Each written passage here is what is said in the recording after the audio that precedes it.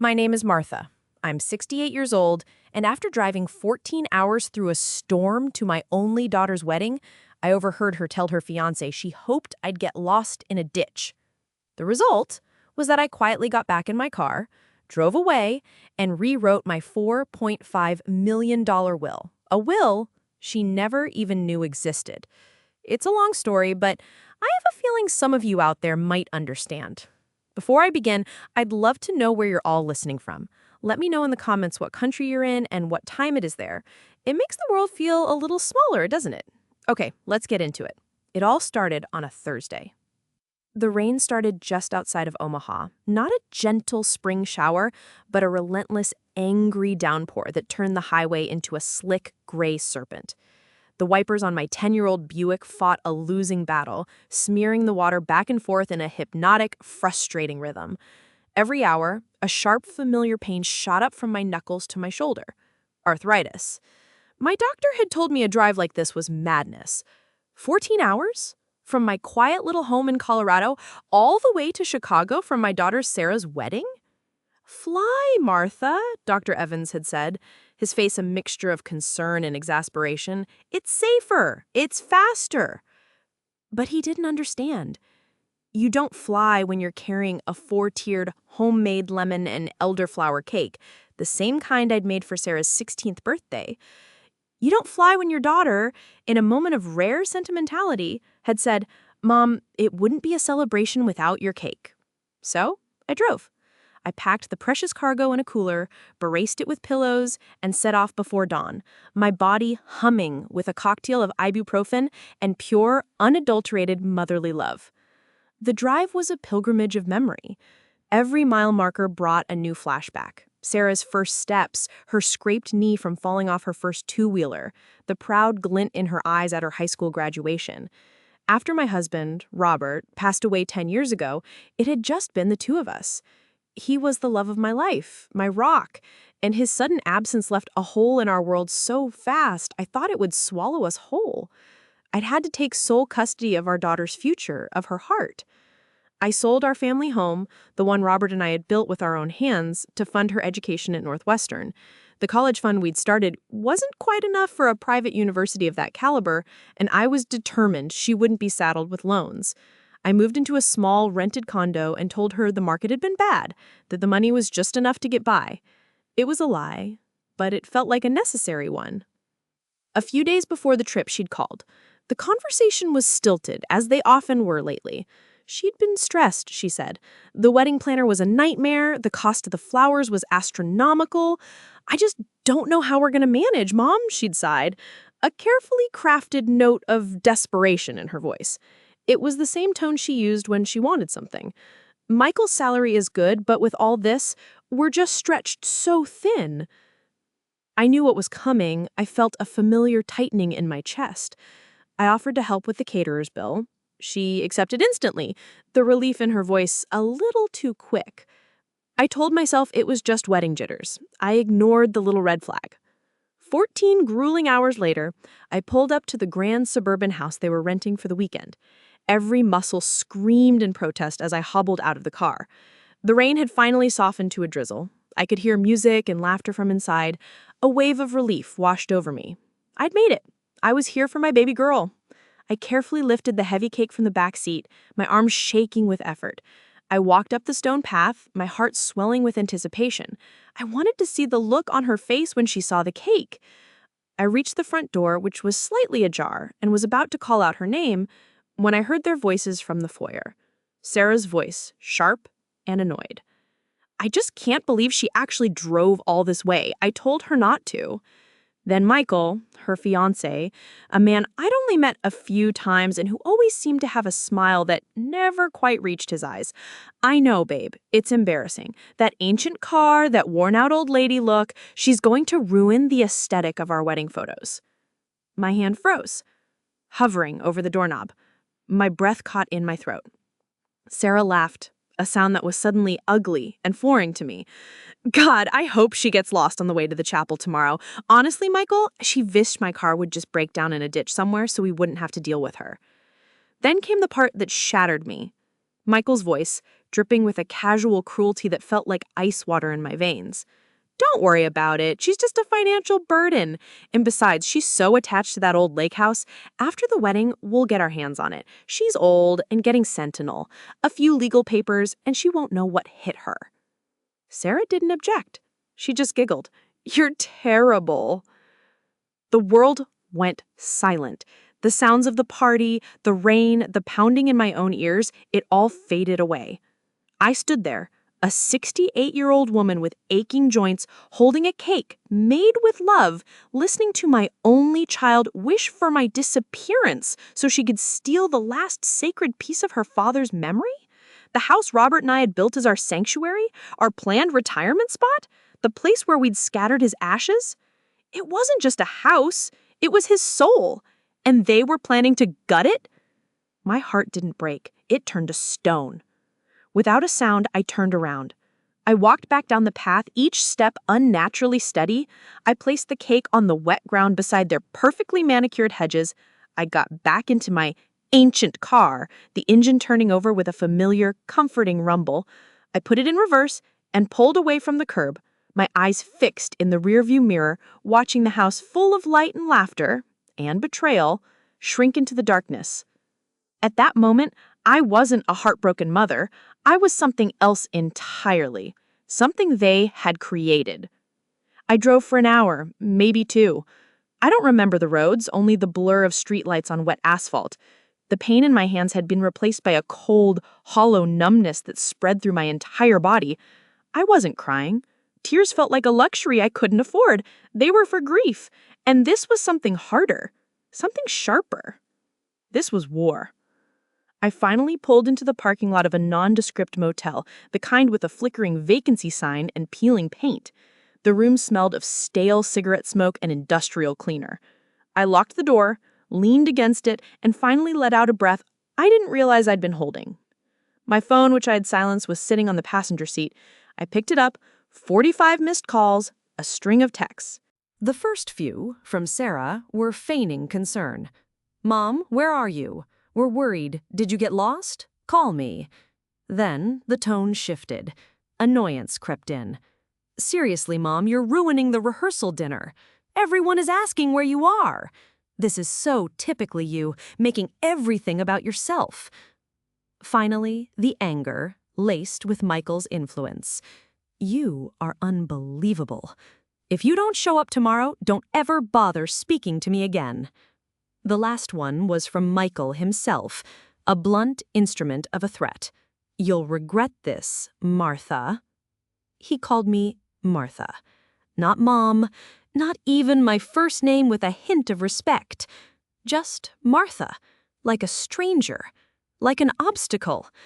I dropped the phone onto the lumpy bedspread. They weren't worried. They were furious that their prop, their financial ATM, their senile old mother, had gone off script. I sat on the edge of the bed for a long time, the silence of the room a stark contrast to the storm raging inside me. They thought I was a burden. They thought I was old and frail and foolish. They thought I was poor. That was the greatest irony of all. I reached into my worn leather handbag and pulled out my laptop. It was old, but the hardware inside was powerful. I'd learned long ago that appearances can be deceiving. I connected to the motel's spotty Wi-Fi and logged into my portfolio. The clean, blue and white interface of my Charles Schwab account loaded on the screen. Charts, graphs, numbers. Lots of numbers. When Robert died, his life insurance and the sale of his small engineering firm had left me with just over $2 million. It was a sum that could have provided a life of luxury, but Robert and I had always been careful. We valued hard work and humility above all else. His greatest fear was that money would spoil Sarah, that she would grow up entitled, valuing things over people. In one of our last conversations, as his health was failing, he'd squeezed my hand. "You're the smart one, Marty," he'd whispered, using his old nickname for me. "You know what to do with this. Don't let it change who she is. Use your wisdom to protect our family." I had taken his words as a sacred vow, so I lived modestly. I told Sarah the money from selling our main house was just enough. I let her believe I was clipping coupons and worrying about the heating bill. And all the while, I had taken that $2 million and, using the skills I'd honed as a quiet hobby over the years, I had worked the market. I researched, I invested, I diversified. I treated it like a job, a secret legacy I was building for her, for the day she was mature enough to handle it. Now, 10 years later, the number on the screen stared back at me. $4,517,234.86. They were plotting to steal a lake house worth maybe $500,000 from a poor, senile old woman, while that same woman was silently managing a fortune that could buy their entire manicured suburban street. The absurdity of it was almost laughable. Almost. But Robert's words echoed in my mind. Use your wisdom to protect our family. Protecting my family no longer meant protecting Sarah from the influence of wealth. It meant protecting the family's honor, Robert's memory, from her and the predator she was about to marry. It meant protecting myself. The numbness in my chest began to recede, replaced by a glacial calm. This wasn't just about a changed will anymore. That was a blunt instrument. This required a surgeon's precision. This required a plan. I thought about their words, their arrogance, their belief in my frailty, and I realized that their perception of my weakness was my greatest weapon. I closed the portfolio and opened a new browser tab. I didn't search for therapists or support groups. I searched for the number of my lawyer, Elena Vance. Elena was sharp, a woman in her 40s with a mind like a steel trap, who had handled Robert's estate. She knew about the money, but she also respected my desire for privacy. I picked up the phone. It was late, but I knew she sometimes worked into the night. She answered on the second ring, her voice crisp and professional. "Elena Vance?" I said, "Elena, it's Martha." Her tone softened immediately. "Martha, is everything all right? It's past 10 o'clock. "I'm fine, Elena," and my own voice surprised me. It was steady, devoid of the tremor I'd felt for hours. "But we have work to do, Elena. They're making a move on the lake house. I need to see you, as soon as possible. I want to set up a trap." There was a pause on the other end of the line, then a single, appreciative word from Elena. "Good." The next morning, I let their frantic calls go to voicemail. I drank the motel's terrible coffee and ate a stale pastry, but my mind was clearer than it had been in a decade. I was no longer just a mother. I was a general, and this motel room was my war room. My conversation with Elena had been brief but decisive. We would meet on Monday. Until then, my job was to control the narrative. Their narrative. I knew Sarah and Michael. Their arrogance was a switch that could be easily flipped. They saw me as emotional, reactive, and most importantly, weak. If I disappeared without a word, they would be angry, but they would also be on guard. If, however, I reappeared as a broken, confused old woman, their predatory instincts would take over. They would drop their guard, become reckless, and walk right into the cage I was preparing for them. Around 10 a.m., with the wedding ceremony likely just a couple of hours away, I took a deep breath and dialed Sarah's number. I pitched my voice up, letting a slight, pathetic wobble enter it. I imagined myself as small, frail, and lost. She answered instantly, her voice a furious hiss. "Where in the hell are you?" "Sarah, honey?" I whispered, as if speaking was a great effort. I sniffled for effect. It was a masterful performance, fueled by a decade of repressed feelings. There was a moment of silence on her end. I could practically hear the gears turning in her head, the narrative shifting from "my mother is a monster" to "my mother is a pathetic old fool." Her voice, when it came back, had lost its hard edge, replaced by a patronizing saccharine sweetness. "Oh, Mom, it's okay. Don't cry. We were just worried sick." A complete lie. Where are you now? Are you okay? I I think I'm Route 34 somewhere. I just don't think I can make it to the wedding, sweetie. I'm too much of a mess. I'd just be a distraction. This was the bait. I was handing her the exact outcome she had wished for, gift wrapped in my own apparent incompetence. I heard her cover the phone, her muffled voice speaking to Michael. She's a wreck, crying, says she's lost and can't come. I heard his low murmur in response. Sarah came back on the line, her voice dripping with false sympathy. Oh, Mom, of course we understand. You just rest. Don't you worry about a thing. The most important thing is that you're safe. We'll handle everything here. Just take care of yourself. You're not mad? I asked, my voice small. Of course not, she chirped. We love you. Now get some rest. We'll talk after the honeymoon. I could feel the hook sinking in. They believed it. They believed I had crumbled. They thought they had won, that the inconvenient old mother had neatly removed herself from the equation. Their path to the lake house now seemed clear, obstructed only by a weeping, confused woman hundreds of miles away. Okay, sweetie, I love you. Have a beautiful day. We will, Mom. Bye.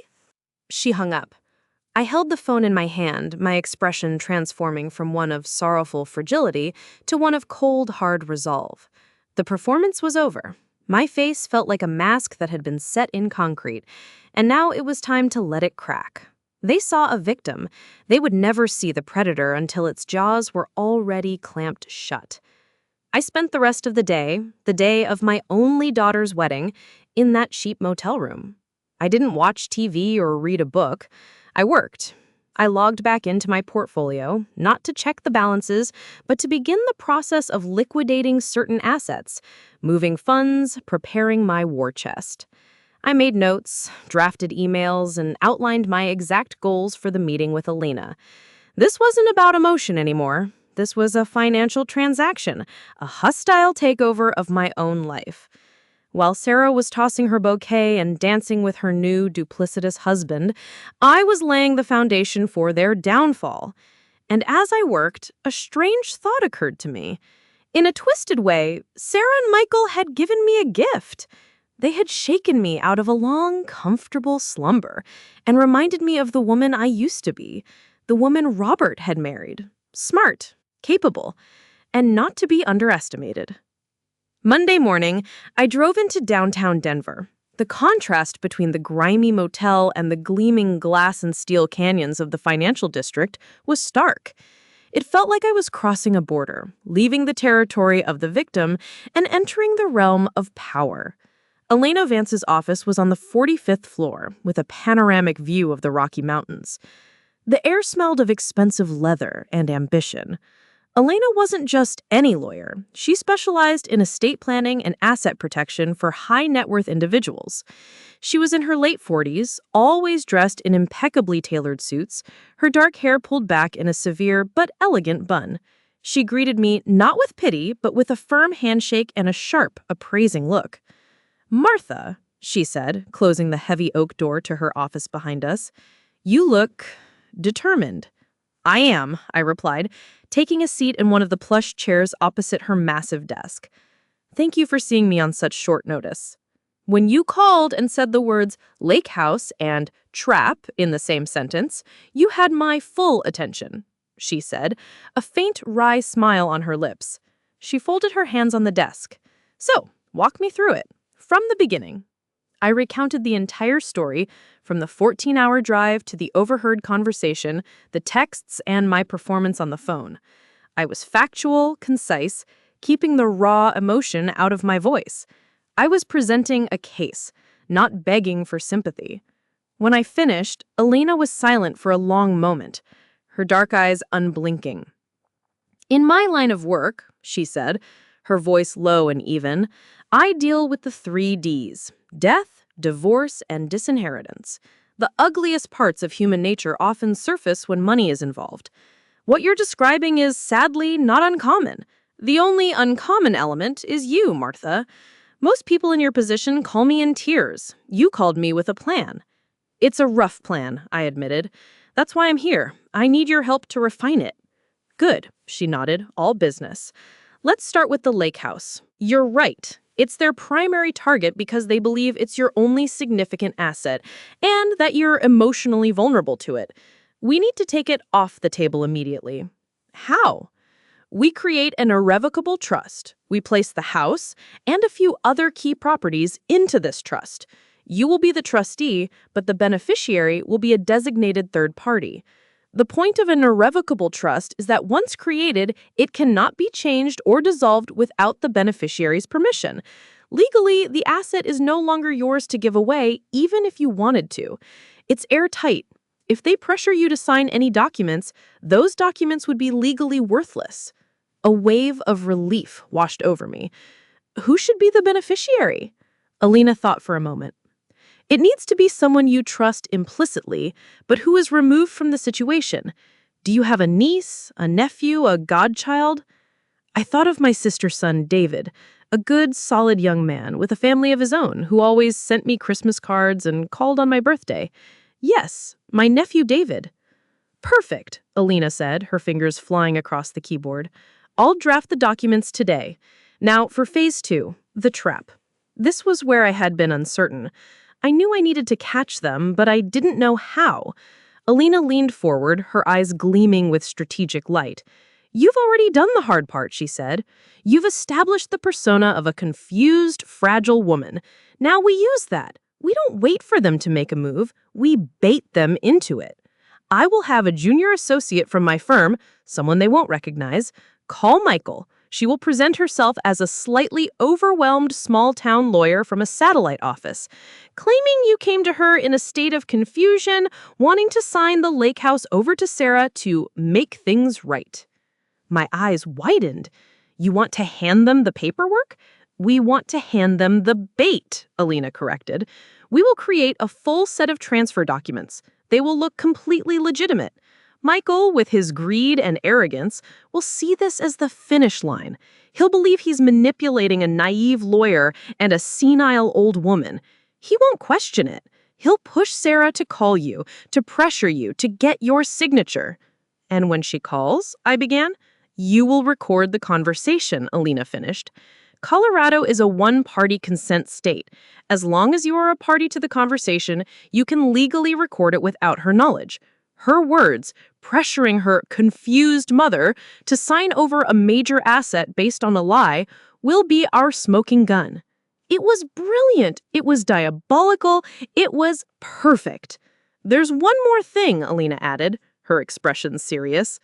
Michael, you sell he's a financial advisor. That's what he calls himself. Men like that, who are so brazen, are often hiding something. Desperation makes people reckless. I work with an excellent private investigator. Discreet, thorough. Let's see what Mr. Michael's financial situation really looks like. Let's see what his salary and commissions actually are. Let's find out what's driving the desperation. Knowledge, Martha. That's power. I sat back in my chair, looking at this formidable woman. She wasn't just my lawyer. She was my partner, my strategist. She had taken my raw anger and was helping me forge it into a weapon. Do it, I said, my voice firm. Do all of it. She gave me that small, rare smile again. This will be expensive, Martha. Elena, I said, meeting her gaze without flinching. I have $4.5 million. I think I can afford it. For the first time since I'd met her, Elena Vance looked genuinely surprised. And then she laughed. A real throaty laugh. Oh, this is going to be very, very satisfying.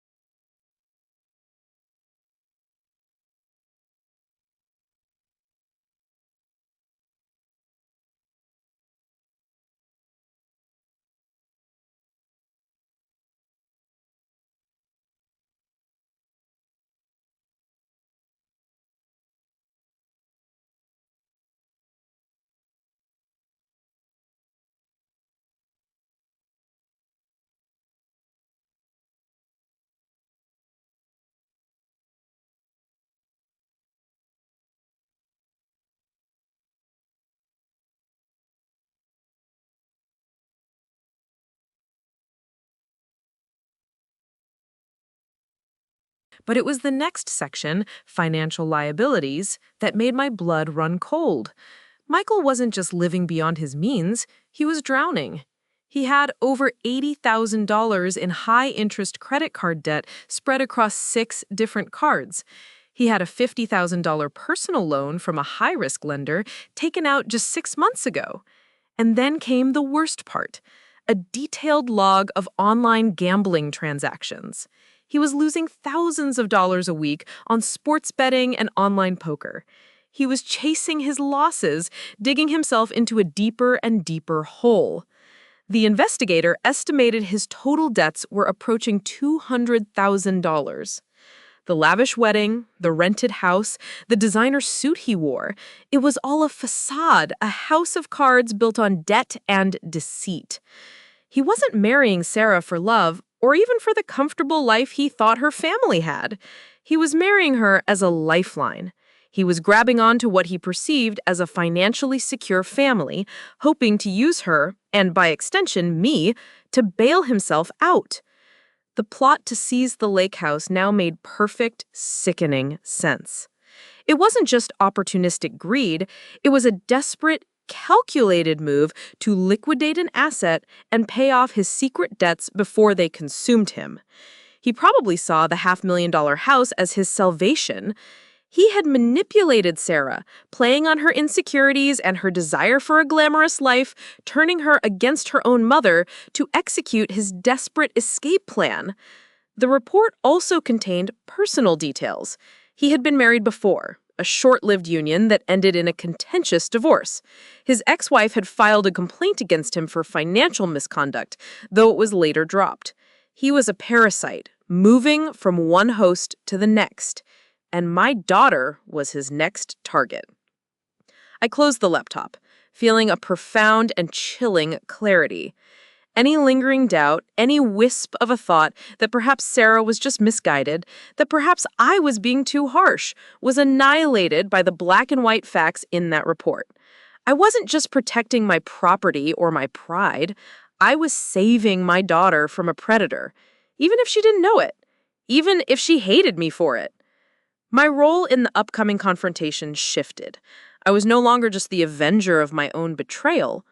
I was the protector of my family's legacy, the enforcer of my late husband's wish to keep our daughter safe. I spent Friday preparing.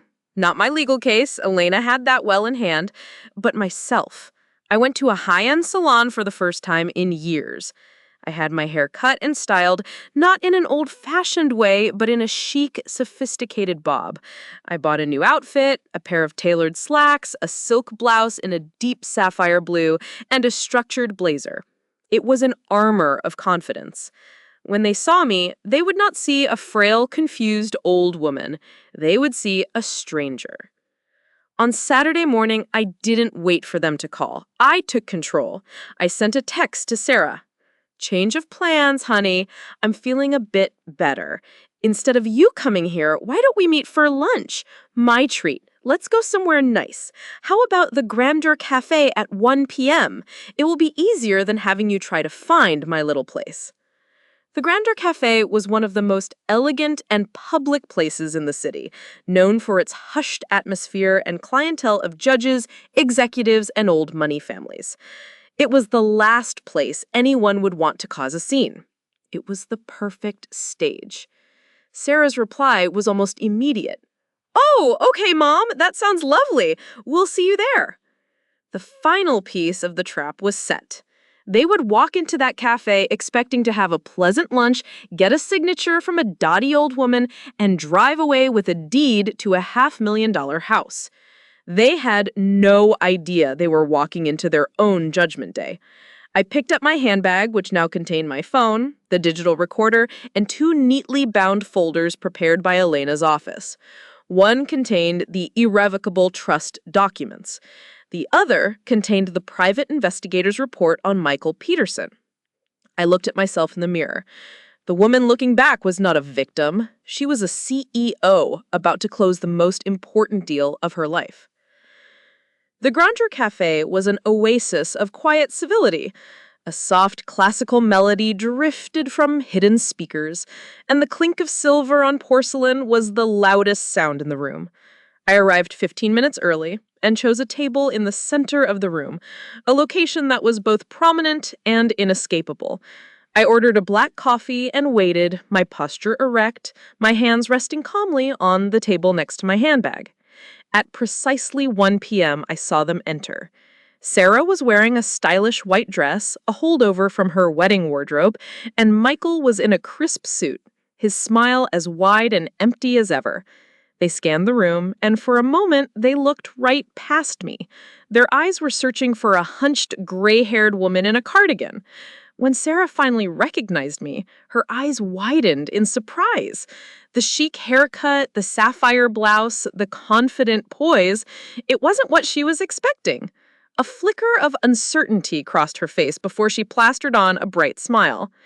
"Mom, you look wonderful!" she exclaimed as they reached the table, the surprise in her voice genuine.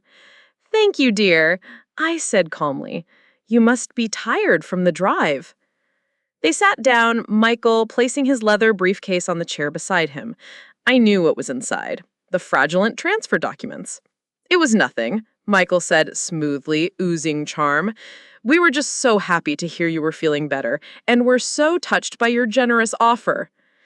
"Yes, about that," I said, getting straight to the point. "We ordered a light lunch, but I knew none of us would have much of an appetite." The small talk was excruciating. They prattled on about their honeymoon plans, about the gifts they'd received. I let them talk, nodding occasionally, my silence making them increasingly uneasy. They wanted to get to the business at hand. Finally, as the waiter cleared our plates, Sarah couldn't wait any longer.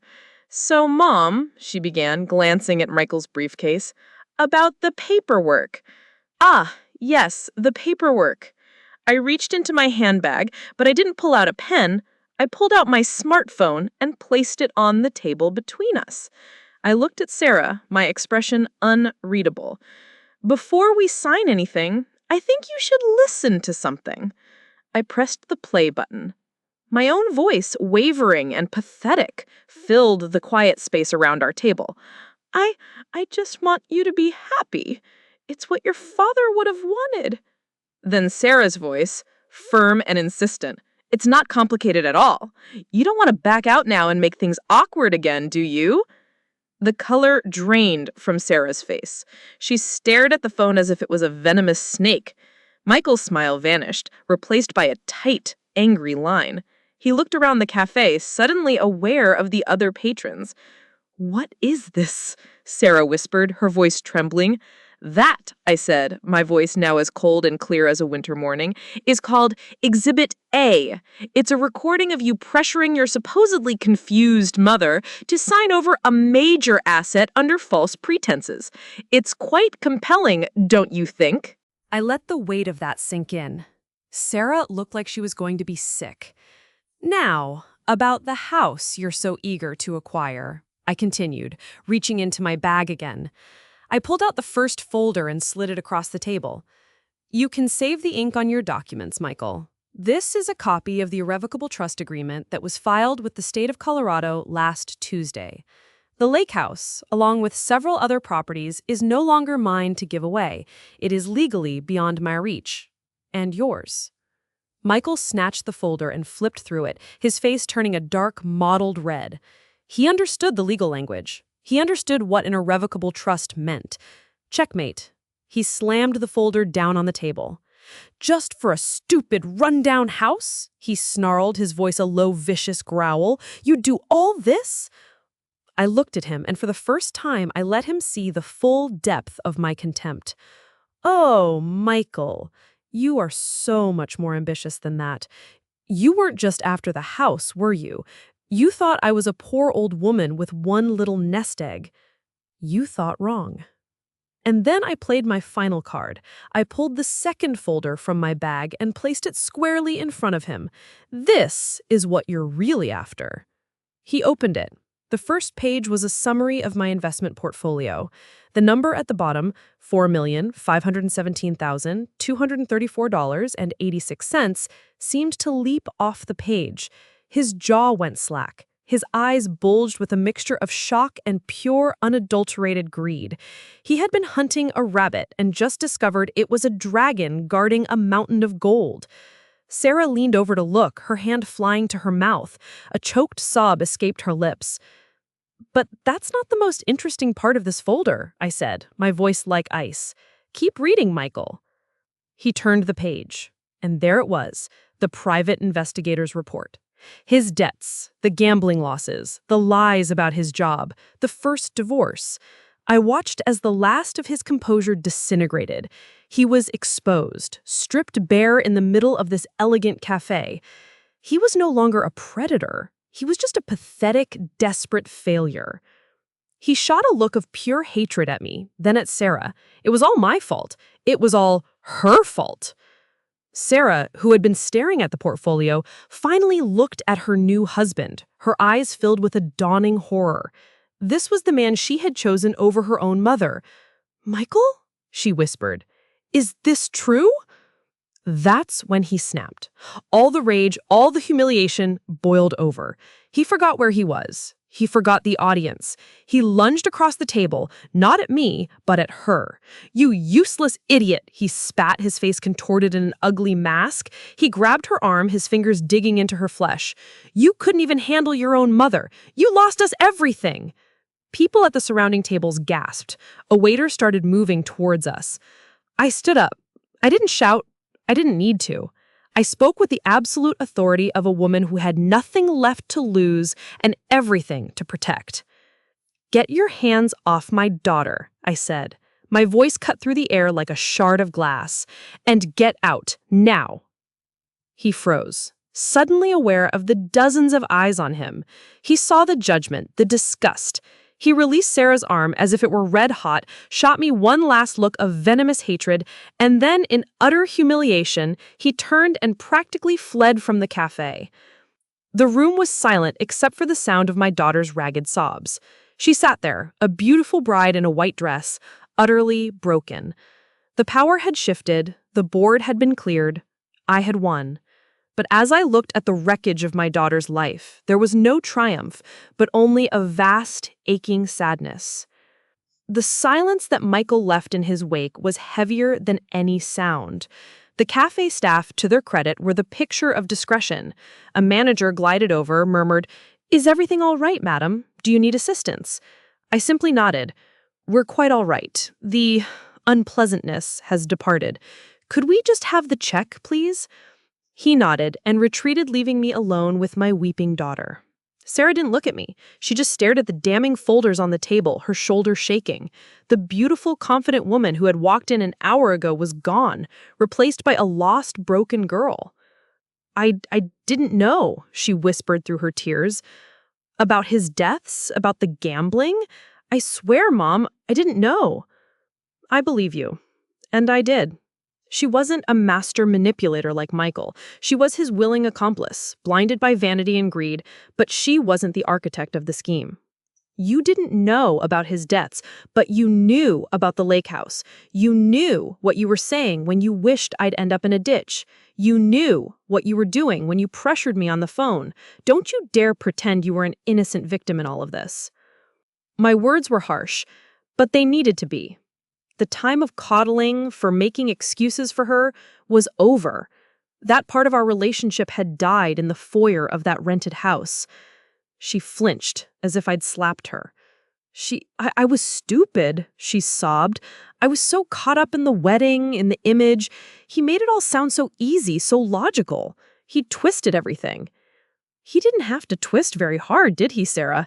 He just had to appeal to the part of you that already felt I was a burden. The part of you that was embarrassed by your old mother in her old car. She had no answer for that. She just cried, her face buried in her hands. The waiter brought the check. I paid with my credit card, the one linked to an account she never knew I had. I signed the slip, my hand steady. I waited until her sobs subsided into hiccuping breaths. "What am I going to do?" she asked, her voice small and lost. "I have nowhere to go. I can't go back to our apartment. His things are there. My things are there." The word divorce hung unspoken in the air, a certainty as solid as the table between us. I looked my daughter, my only child. A part of me, the old instinctive mother part, wanted to scoop her up, take her home and make it all better. I wanted to tell her it was okay, that we would get through this together. But the new Martha, the woman forged in the fire of this betrayal, knew that would be the worst possible thing I could do. To rescue her now would be to teach her nothing. It would validate the idea that she could fail, betray, and destroy, and her mother would always be there to clean up the mess. The cycle would just continue. I reached in my handbag one last time. I took out my checkbook and a pen. She watched me, a flicker of hope in her tear-filled eyes. Was I going to give her a piece of the fortune she now knew existed? Was this the reconciliation? I wrote the check carefully. I made it out to Sarah Peterson. I wrote the amount, 5,000 and 0/100. In the memo line, I wrote, "A new beginning." I slid the check across the table to her. She picked it up, her hands trembling. She stared at the amount. It was a lot of money, but it was a pittance compared to the millions in the folder still sitting on the table. It was a clear, unambiguous statement. "I love you, Sarah," I said, and my voice was softer now, tinged with a deep and genuine sorrow. "You are my daughter, and I will always love you. But I don't trust you anymore, and I don't respect the person you've become. Love cannot survive without respect. You threw it away." She looked up at me, her face a canvas of confusion and pain. "What is this for?" "This," I said, gesturing to the check, "is for a first month's rent on a small apartment and a security deposit. It's for groceries while you look for a job. A real job, with a real salary, not a fantasy funded by a con man.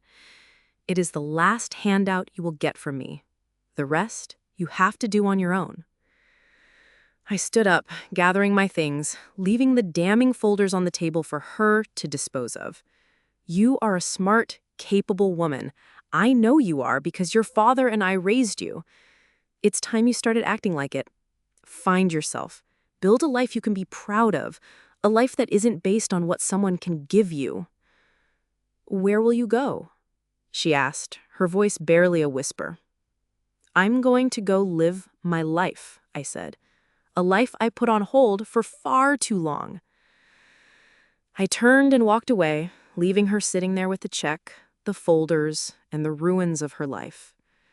Every instinct screamed at me to turn back, to comfort her. But I forced myself to keep walking, out of the cafe and into the bright, clear afternoon sun. It was the hardest thing I had ever done. It was also the truest act of love I had ever shown her. A year can feel like a lifetime. After the confrontation at the Grandeur Cafe, I did exactly what I said I would do. I started living. I hired a financial advisor, a real one, not to manage my money, but to work alongside me. I traveled. I went to Italy and saw the art Robert and I had always dreamed of seeing. I took a cooking class in Paris. I bought that penthouse apartment downtown, not as a weapon, but as a sanctuary for myself, a place with a view of the mountains that made me feel strong. I volunteered. I joined the board of a local charity. I filled the hole in my life not with sorrow, but with purpose. I didn't hear from Sarah. Not a call, not a text, not a letter. As per my instructions, she had disappeared from my life. I had to rely on snippets of information from my nephew, David, who she occasionally contacted. He told me that she had filed for divorce immediately. She had found a small, one-bedroom apartment in a less than glamorous part of the city. She had gotten a job, not as an event planner or a gallery assistant, but as a waitress in a busy diner. The work was hard. The pay was humble. She was, for the first time in her life, completely and totally on her own. David said she never complained, never asked for anything. She was quiet, withdrawn. She was going to therapy. She was paying her own bills. She was surviving. A part of me ached for her struggle, but a larger part felt a grim sense of pride. The tough love, as painful as it was, had been the right medicine. She was finally being forced to build something for herself, from the ground up. I knew the real test would come on the anniversary of Robert's death. It was a day we had always spent together, visiting his grave, sharing stories. It wasn't a day for a big ceremony like a funeral, just a quiet day of remembrance. I wondered if she would break her silence. On that cool October morning, I drove out to the cemetery alone. The autumn leaves were a riot of red and gold. I brought a small bouquet of his favorite wildflowers, and as I approached the gentle slope where he was buried, I saw a figure already standing there. It was Sarah. She was thinner, her face paler. Her clothes were simple, jeans and a plain sweater. Her old glossy arrogance was gone, replaced by a quiet, somber humility. She was placing a single, perfect white rose on the headstone. She heard my footsteps and turned. For a long moment, we just looked at each other.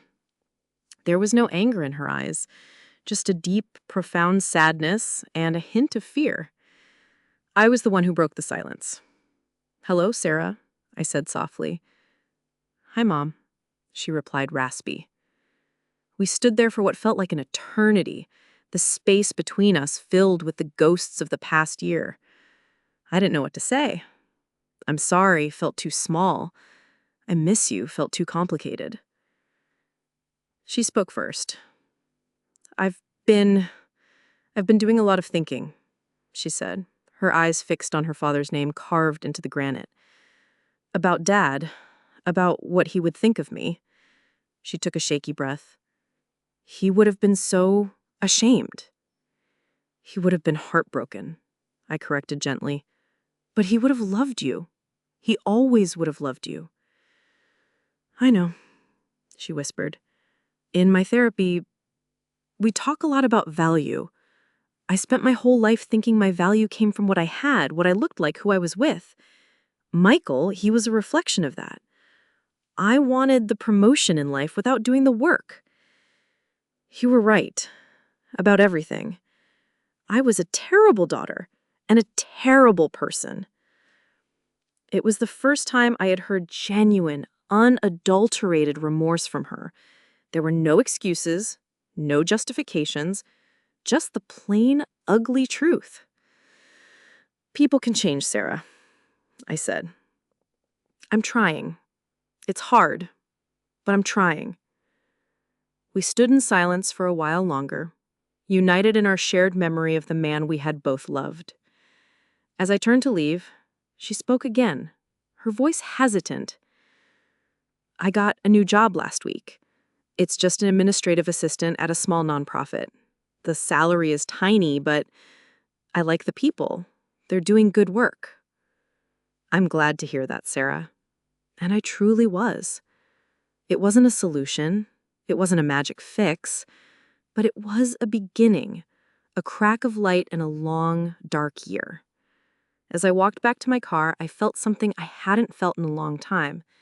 It wasn't triumph, and it wasn't pity. It was a fragile, hesitant flicker of hope. The meeting at the cemetery wasn't a floodgate. It was the slow, careful opening of a door that had been bolted shut. A few weeks later, Sarah sent me a letter, a real, handwritten letter. It wasn't a plea for money or forgiveness. It was just a few pages about her life, her job, a funny story about a grumpy cat in her apartment building. It was normal. At the end, she wrote, "I know I have no right to ask, but I would love to have lunch with you sometime. My treat." I agreed. We met at a simple neighborhood bistro, a world away from the Grandeur Cafe. It was awkward at first, the conversation stilted. But slowly, carefully, we began to talk. She told me about her therapy, about the hard work of untangling the person she had become from the person she wanted to be. I told her about my travels, about my volunteer work. We were like two strangers getting to know each other for the first time. And in a way, we were. The old dynamic was gone. She didn't ask me for anything. I didn't offer any unsolicited advice. We were just two adult women sharing a meal. The foundation of our new relationship wasn't built on obligation or history, but on a new, fragile, and hard-won respect. One afternoon, a few months into this new tentative chapter, she came over to my penthouse. She looked around at the art on the walls, the wide open spaces. She didn't comment on the cost or the luxury. Instead, she said, "It's a beautiful life you've built, Mom. You deserve it." We were having tea when she finally brought up the subject I knew was always lingering in the background. "I want you to know," she said, looking me straight in the eye, "I don't care about the inheritance. I don't want it. After what I did, I have no right to it. Seeing you happy, getting to know you again, that's more than I deserve." I looked at my daughter, really looked at her. The humility was real. The change was real. The love in her eyes was, for the first time in a long time, untainted by expectation. I reached across the table and squeezed her hand. "The person you are becoming, Sarah, is the greatest inheritance your father and I could ever have hoped for." And I meant it. The money, the assets, they were just tools. The real legacy was character. And she had finally, through pain and struggle, begun to claim hers. My decision about the will, however, remained unchanged. The bulk of my fortune would still go to charity. It was principle. Actions have consequences, and that was a lesson that needed to stand for both our sakes. But I did make one change. I set up a modest trust for her, enough to ensure she would never be destitute, but not enough to change her life or strip her of the independence she had fought so hard to win. It was a safety net, not a golden parachute. The rest of the money, I decided, needed a purpose that honored Robert. I sold the penthouse. It had served its purpose as my fortress, and now I craved the quiet comfort of a real home again. I used a significant portion of the funds to establish the Robert Peterson Legacy Scholarship, a foundation dedicated to funding the college education of bright students from low-income families, kids who had the drive, but not the means. It was a way to turn our family's painful lesson into a source of hope for others, a way to ensure Robert's belief in hard work and humility would echo for generations. My journey through that fire of betrayal was the most painful of my life. It forced me to see the ugly truth about my daughter, but it also forced me to rediscover the strength within myself. It taught me that sometimes the most loving thing a mother can do is to let go, to set a boundary, to demand respect not just for herself, but for the values that truly matter. This story, I know, might resonate with some of you. Maybe not the millions of dollars, but the feeling of being taken for granted, of your sacrifices being invisible, of being loved more for what you can give than for who you are. Have you ever had to draw a line in the sand to reclaim your own worth? Have you ever had to make a hard choice out of love? I invite you to share your thoughts, your stories, in the comments below. In sharing, we find we are not alone. Thank you for letting me share my story with you.